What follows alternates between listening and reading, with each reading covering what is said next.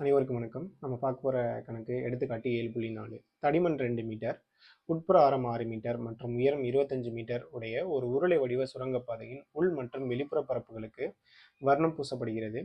1 litre வர்ணத்தை கொண்டு 10 சதுர metre பூச முடியுமானால் சுரங்கப்பாதைக்கு வர்ணம் பூச எத்தனை லிட்டர் வர்ணம் தேவை அப்படின்னு கேட்டிருக்காங்க. இப்போ நான் சுரங்கப்பாதையினுடைய உயரத்தை ஹச்னும், ஆரத்தை உட்புற ஆரத்தை ஸ்மால் ஆர்னும், வெளிப்புற ஆரத்தை கேபிட்டல் ஆர் அப்படின்னு எடுத்துக்கிறேன். இப்போ அந்த ஒரு சுரங்கப்பாதை அப்படிங்கிறப்போ எந்த வடிவில் இருக்குது அப்படின்னு பார்த்தீங்கன்னா ஒரு உள்ளீரற்ற உருளை வடிவில் இருக்குது. இப்போ நம்மளுக்கு இதனுடைய உயரம் கொடுத்துட்டாங்க. உயரம் எவ்வளவு? 25 மீட்டர். தடிமன் 2 மீட்டர். உட்புற ஆரம் கொடுத்துருக்காங்க. உட்புற ஆரம் 6 மீட்டர். எனக்கு வெளிப்புற ஆரம் தெரியணும். இப்போ வெளிப்புற ஆரம் வேணும் அப்படின்னு பார்த்தீங்கன்னா கேபிட்டல் ஆரோட மதிப்பு வேணும்.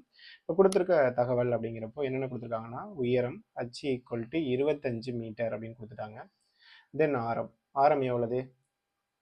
உள் ஆரம் 6 மீட்டர் மற்றும் தடிமன் நம்மளுக்கு கொடுத்துருக்காங்க. தடிமன் எவ்வளோ அப்படின்னு பார்த்தீங்கன்னா தடிமன் 2 மீட்டர். எனக்கு வெளிப்புற ஆரம் வேணும் அப்படின்னு பார்த்தீங்கன்னா formula capital R = small R plus T அப்படின்னு சொல்லிடுவோம்.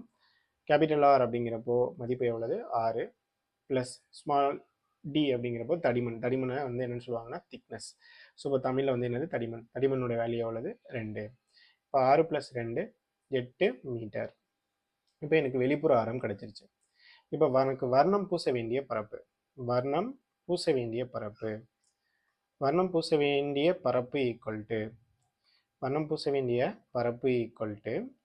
இப்போ நம்மளுக்கு என்ன சொல்லிட்டாங்கன்னா உள் மற்றும் வெளிப்புற பரப்புகளுக்கு மட்டும் வர்ணம் பூசப்படுகிறதுன்னு சொல்லியிருக்காங்க. அப்படிங்கிறப்ப நம்ம என்ன கண்டுபிடிச்சா போதும் அப்படின்னு பார்த்தீங்கன்னா உள்ளீடற்ற உருளையின் வலைப்பரப்பு கண்டுபிடிச்சா போதும். உள்ளீடற்ற உருளையின் வலைப்பரப்பு. இப்போ உள்ளீடற்ற உருளையின் வலைப்பரப்பு கண்டுபிடிக்கணும் அப்படின்னு பார்த்தீங்கன்னா ஃபார்முலா என்னன்னா 2/h × r + r சதுர அலகுகள் அப்படின்னு சொல்லிடுவோம். 2/h × r + r சதுர அலகுகள். இப்போ 2 × y மதிப்பு 22/7 h எவ்வளோ அப்படின்னு பார்த்தீங்கன்னா 25 இந்த கேபிட்டல் ஆரோட மதிப்பு 8 ப்ளஸ் ஸ்மால் ஆரோட மதிப்பு 6. இப்போ அடுத்து நம்மளுக்கு என்ன வேணும் அப்படின்னு பார்த்தீங்கன்னா மேற்கொண்டு அதை எக்ஸிக்யூட் பண்ணலாம். இப்போ 2 × 22/7 × 25 × 8 + 6 14 அப்படின்னு இது அடிக்கலாம். ஒரே 7 7 14 22 × 2 அப்படிங்கிறப்போ 44. 25 × 2 பெருக்கணும் அப்படின்னு பார்த்தீங்கன்னா 50 வரும். இப்போ 44ஓட 5 பெருக்கணும் அப்படின்னு பார்த்தீங்கன்னா 220. இங்கே ஏற்கனவே ஒரு 0 இருக்குது. ஸோ இப்போது 2200 மீட்டர் ஸ்கொயர் அப்படிங்கிறது தான் நம்ம வர்ணம் பூச வேண்டிய பரப்பு. நம்மளுக்கு ஆல்ரெடி கொஷினில் என்ன கொடுத்துட்டாங்கன்னா 1 லிட்டர் அப்படிங்கிற பெயிண்டை வச்சுக்கிட்டு 10 சதுர மீட்டர் 10 மீட்டர் ஸ்கொயரை என்ன பண்ணலாமா பெயிண்ட் அடிக்கலாம் அப்படின்னு சொல்லியிருக்காங்க.